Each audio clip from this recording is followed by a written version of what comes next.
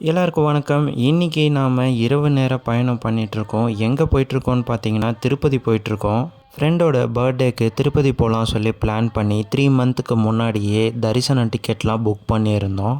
எங்களோட bad luck train cancel ஆகிடுச்சு. So முன்னாடி நாள் நைட்டே நம்ம பஸ்ஸில் போகலாம் சொல்லி பிளான் பண்ணி பௌர்ணமி கூட்டத்தில் அடித்து பிடிச்சி பஸ்ஸை பிடிச்சிட்டோம்.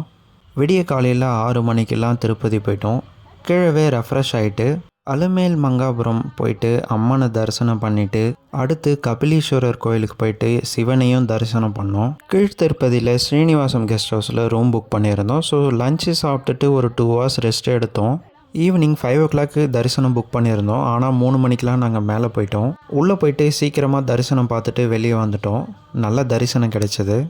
நாங்கள் போயிருந்தது பௌர்ணமி அப்படிங்கிறதால கருட சேவையும் நடந்தது. சுவாமி மாட வீதி சுற்றி வந்தது. அதை பார்க்குற பாக்கியமும் கிடைச்சது. கருட சேவை நடந்துட்டு இருந்ததால் கோயிலை சுற்றி அழகாக லைட்டில் டெக்கரேஷன்லாம் பண்ணியிருந்தாங்க. பார்க்கவே அழகாக இருந்தது.